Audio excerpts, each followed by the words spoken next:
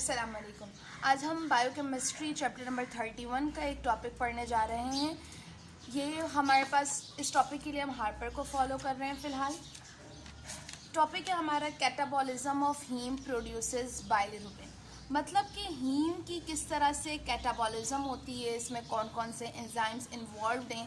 पूरी कहानी हमें पढ़नी है हीम की, और ये किस तरह से एट दी एंड बाइलिरुबिन में कन्वर्ट होता है और फिर यूरिन के थ्रू या फेसिस के थ्रू हमारी बॉडी से एक्सक्रीट हो जाता है। ठीक है, पहले तो हमें देखना है कि हीम हमारी बॉडी में कहाँ से आया है, उसके बाद फिर हम हीम का कन्वर्जन करेंगे बाइलिरुबिन से।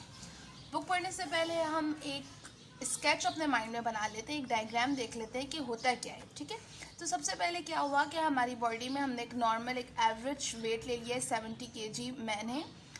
70 kg मैन या एक नॉर्मल पर्सन में जो एराइथ्रोसाइट की डिग्रेडेशन होती है पर डे रोज़ाना, वो कितनी होती है? 200 बिलियन एराइथ्रोसाइट्स डिग्रेड हो रहे होते हैं पर डे। एराइथ्रोसाइट ने अपना लाइफ स्पैन 120 डेज का कंप्लीट किया, अब इनकी डिग्रेडेशन स्टार्ट होगी। जैसे ही एराइथ्रोसाइट की डिग्रेडेशन होती है तो ये बहुत सारे प्रोडक्ट्स में कन्वर्ट हो जाते हैं, लेकिन जो हम मेन प्रोडक्ट है हमारा, और आरबीसीज का भी मेन प्रोडक्ट है, और हमारा भी जो मेन पॉइंट है वो क्या है? हीमोग्लोबिन की बात करना। तो जैसे ही आरबीसीज की डिग्रेडेशन हुई, आरबीसीज किस में कन्वर्ट हो जाएंगे? हीमोग्लोबिन में। 200 हार्पर के अकॉर्डिंग 200 बिलियन एराइथ्रोसाइट से ऑलमोस्ट 6 ग्राम हीमोग्लोबिन हमें मिलते हैं डेली। अब जब हीमोग्लोबिन की डिग्रेडेशन होगी तो इसके दो प्रोडक्ट्स बनते हैं, एक होता है हीम पोर्शन और दूसरा है ग्लोबिन। ग्लोबिन की सिंपल सी स्टोरी है कि ग्लोबिन क्या है भाई? प्रोटीन्स का बना हुआ है, अमाइनो एसिड से बना था। ये ग्लोबिन अपने अमाइनो एसिड में ही ब्रेक होगा और ये अमाइनो एसिड क्या हो जाएंगे? रीयूज्ड हो जाएंगे, कोई भी प्रोटीन बनाने के लिए यूज़ हो जाएंगे। आइदर ये ग्लोबिन बनाए या फिर कोई और प्रोटीन बनाए। अब असल हमें स्टोरी किसकी पढ़नी है? हीम की। हार्पर में हेडिंग भी क्या थी? कैटाबॉलिज्म ऑफ हीम प्रोड्यूसेस बाइलिरुबिन, मतलब हमें स्टोरी पढ़नी थी हीम की। हीम आया कहाँ से, ये हम लोगों ने देख लिया। अब स्टार्ट करते हैं यहाँ से कैटाबॉलिज्म ऑफ हीम। होता क्या है कि हीम हो या कोई भी हीम प्रोटीन हो, हीमोग्लोबिन हो या कोई भी हीम प्रोटीन हो, जब हमें उसे फ्रैगमेंट्स में चेंज करना होता है, माइक्रोसोमल फ्रैगमेंट्स में ब्रेक करना होता है, तो उसके लिए हमारे पास एंजाइम है हीम ऑक्सीजनेज। ठीक है, चाहे हीमोग्लोबिन का हीम डिग्रेड करना हो या मायोग्लोबिन में या किसी भी हीम प्रोटीन में से हमें हीम को डिग्रेड करना है, तो याद रखना है कौन सा एंजाइम आएगा? Heme oxygenase. अब हीम ऑक्सीजनेज के बारे में एक दो बात हम यहीं पे देख लेते हैं कि हीम ऑक्सीजनेज के लिए क्या लिखा हुआ है। ये सबस्ट्रेट इंड्यूसिबल एंजाइम है। कौन सा? Substrate inducible. Substrate inducible enzyme का मतलब होता है formed by cell in response to presence of its substrate. मतलब ये एंजाइम किसके रिस्पॉन्स में बनेगा? अपने सबस्ट्रेट के, और इसका सबस्ट्रेट क्या है? हीम। मतलब हीम ही है इसका सबस्ट्रेट जो इस एंजाइम को बना रहा है। तो जब किसी भी सबस्ट्रेट की वजह से कोई एंजाइम बने तो उसको हम कहते हैं सबस्ट्रेट इंड्यूसिबल। फिर हीम के बारे में एक बात लिखी हुई है कि जो हीम है ये सबस्ट्रेट के तौर पे भी एक्ट कर रहा है और एज अ कोफैक्टर भी है। सबस्ट्रेट कैसे भाई? हमें समझ में आ गया, क्योंकि इसी के साथ तो कहानी स्टार्ट हुई है। और second, as a cofactor. Cofactor क्यों भाई? इसलिए ना क्योंकि ये एंजाइम बना रहा है, एंजाइम की फॉर्मेशन में हेल्प कर रहा है।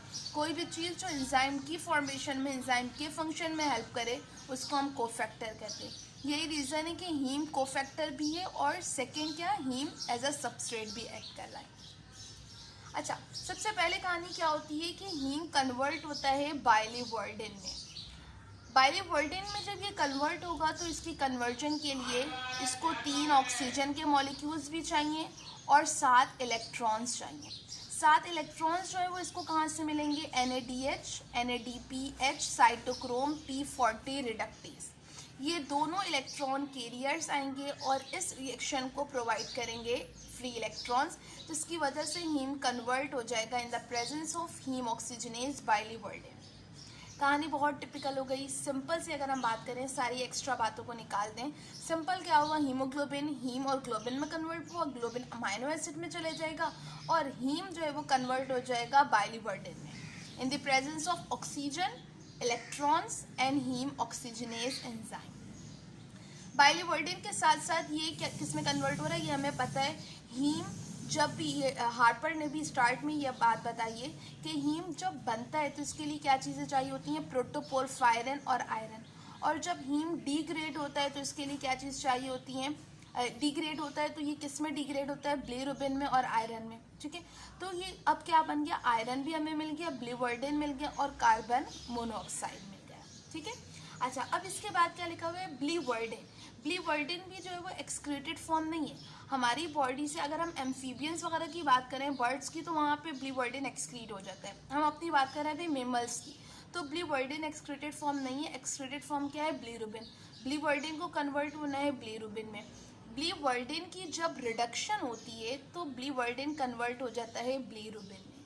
रिडक्शन क्यों हो रही है, थोड़ा सा अगर हम समझें तो बिलिवर्डिन का अगर हम स्ट्रक्चर देखें तो इसके स्ट्रक्चर में होती है मिथाइलिन ब्रिज और बिलिरुबिन में होता है मिथाइल ब्रिज. मिथाइलिन ब्रिज से जब हम मिथाइल ब्रिज में जाएंगे तो हमें इसकी करनी होगी, मिथाइलिन की जब रिडक्शन होगी तो ये कन्वर्ट होगा मिथाइल में. अब रिडक्शन के लिए भाई एंजाइम का नाम याद रखना कोई मुश्किल नहीं है. किसकी रिडक्शन हो रही है, बिलिवर्डिन की, तो एंजाइम क्या हो गया, बिलिवर्डिन रिडक्टेज. रिडक्शन फंक्शन है, बिलिवर्डिन रिडक्टेज एंजाइम है जिसका फंक्शन क्या है, रिडक्शन करना.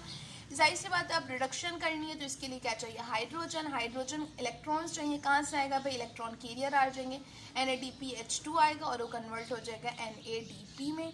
बिलिवर्डिन कन्वर्ट हो जाएगा बिलिरुबिन में. ठीक है, सिंपल सी यही थी. अब जल्दी लेकर हम लोग यहाँ पे बुक में देख लें तो बुक में भी सिंपल सी बात यहाँ पे पहले तो बता दी है कि कितने भाई 200 बिलियन एराइथ्रोसाइट जब डिग्रेड होते हैं तो 6 ग्राम ऑफ हीमोग्लोबिन हमें मिलता है. आयरन जो इससे निकलता है वो रीयूज हो जाता है, जबकि इसकी जो पोरफायरिन रिंग है वो यूज नहीं होती है. यहाँ पे भी अगर हम लोग बात करें तो ये जो आयरन हमें मिला है ये क्या हो जाएगा, रीयूज हो जाएगा. ये दोबारा से जो आयरन पूल है वहाँ पे आयरन चले जाएगा और बाकी जो इसके पोरफायरिन रिंग्स थी, बिलिवर्डिन किससे बना था, पोरफायरिन रिंग से, तो ये जो पोरफायरिन रिंग्स थी वो क्या हो जाएंगी, डिग्रेड हो जाएंगी. इसकी डिग्रेडेशन कहाँ पे हुई है भाई, reticulo endothelial cells of liver, spleen and bone marrow.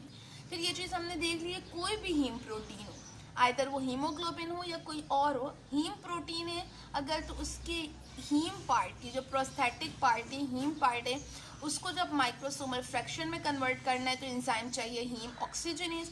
फिर हमने देख लिया हीम ऑक्सीजनेज क्या है, सबस्ट्रेट इंड्यूसिबल एंजाइम है, इसके बारे में भी बता दिया भाई, इसकी डेफिनेशन क्या है. फिर हमने क्या देखा कि हीम कैसे सर्व कर रहा है, एज अ सबस्ट्रेट भी और एज अ कोफैक्टर. ठीक है, फिर क्या देखा हमने कि जैसे ही हीम की डिग्रेडेशन होगी तो हीम किस में कन्वर्ट हो जाता है, फेरिक फॉर्म में, मतलब Fe+3 फॉर्म में. इसी का दूसरा नाम हेमिन भी है. ठीक है. अच्छा, जब ये कन्वर्ट हो रहा था हीम बिलिवर्डिन में तो इसके लिए क्या क्या चीज़ चाहिए थी, 3 ऑक्सीजन के मॉलिक्यूल कंज्यूम्ड हुए थे, 7 इलेक्ट्रॉन्स. ये इलेक्ट्रॉन्स कहाँ से आ गए थे, NADPH से, साइटोक्रोम P450 रिडक्टेज से, और ये कन्वर्ट हो रहा था बिलिवर्डिन, कार्बन मोनोऑक्साइड और आयरन. ठीक है. फिर उसके बाद हमने एक और चीज़ क्या देखी कि बिलिवर्डिन से जब बिलिरुबिन बनाना था तो कौन सा एंजाइम आ गया, बिलिवर्डिन रिडक्टेज. यहाँ पे भी अगर हम लोग देखें तो बिल्कुल यही चीज़ दिखाई है. सबसे पहले क्या है, बिलिरुबिन, सबसे पहले हमें यहाँ से देखना है फेरिक हीम. फेरिक हीम का मतलब क्या हुआ, ऐसा हीम जिसके पास क्या प्रेजेंट है, iron in ferric form, Fe+3 form में आयरन प्रेजेंट है. ठीक है. तो सबसे पहले फेरिक हीम को क्या किया हमने, फेरिक हीम ले लेंगे. अब सिंपल सी हीम भी ले लें, हमें पता है कि हीम के अंदर क्या है भाई, आयरन प्रेजेंट है. फेरिक हीम को हमने 3 ऑक्सीजन के मॉलिक्यूल दिए हैं. वही बात अब थर्ड टाइम, पहले हमने चार्ट में देख लिया, फिर यहाँ थ्योरी में देख लिया, अब दोबारा से डायग्राम में देख रहे हैं. फेरिक हीम को हमने 3 ऑक्सीजन के मॉलिक्यूल्स दिए, 7 इलेक्ट्रॉन्स दिए. कहाँ से आए ये 7 इलेक्ट्रॉन्स, ये इलेक्ट्रॉन कैरियर से आए हैं, साइटोक्रोम P450 रिडक्टेज और NADPH यहाँ से आए हैं. और ये कन्वर्ट हो गया फेरिक हीम किसमें, बिलिवर्डिन. बिलिवर्डिन में हम देख सकते हैं कौन सा ब्रिज होगा भाई, बिलिवर्डिन में यहाँ पे बात हो गई थी मिथाइलिन ब्रिज है, तो यहाँ पे प्रेजेंट होंगे मिथाइलिन ब्रिज. बिलिवर्डिन की जब हमने रिडक्शन की, बिलिवर्डिन रिडक्टेज एंजाइम्स की प्रेजेंट में और NADPH आ गया तो ये कन्वर्ट हो गया बिलिवर्डिन बिलिरुबिन. ठीक है. अब इस बिलिरुबिन की क्या कहानी होगी वो फिर हम देखते हैं. एक और चीज़ यहाँ पे क्लियर कर लेते हैं, क्या कहा है कि अगर हीमोग्लोबिन 1 ग्राम है, ठीक है, तो 1 ग्राम haemoglobin around 35 milligram bilirubin, sorry, 1 gram of hemoglobin produce 35 milligram of bilirubin, ठीक है। लेकिन हमने देखा है कि जो डेली आउटपुट आ रहा है, जो डेली डिग्रेडेशन के बाद हमें हीमोग्लोबिन मिल रहा है वो अराउंड 6 ग्राम है। तो 6 ग्राम से हमें मिलेंगे 250 to 350 मिलीग्राम ऑफ बिलिरुबिन, ठीक है। अच्छा, अब ये जो बिलिरुबिन है वो मोस्टली हमें हीमोग्लोबिन से मिलते हैं, लेकिन ये नहीं कह सकते 100% हीमोग्लोबिन से मिलते हैं। कुछ और हीम की भी डिग्रेडेशन हो रही होती है, हीम प्रोटीन्स की, तो उससे भी हमें बिलिरुबिन मिलता है। हीम की डिग्रेडेशन से बिलिरुबिन है ना, वो चाहे हीमोग्लोबिन से आए या किसी और हीम प्रोटीन से आ रहा हो, लेकिन मोस्टली हमें जो मिलता है वो हीमोग्लोबिन की डिग्रेडेशन से मिलता है, ठीक है। और ये लेवल नॉर्मल है, फिर इससे ज़्यादा अगर एक्सीड कर जाता है तो फिर डिजीज़ हो जाती हैं। मोस्ट कॉमन डिजीज़ आ जाती है जॉइंटिस, जिसका नाम ही है हाइपर बिलिरुबिनीमिया। उसको हम इंशाल्लाह नेक्स्ट टाइम डिस्कस करेंगे। ये कंप्लीट हो गया। Thanks for watching.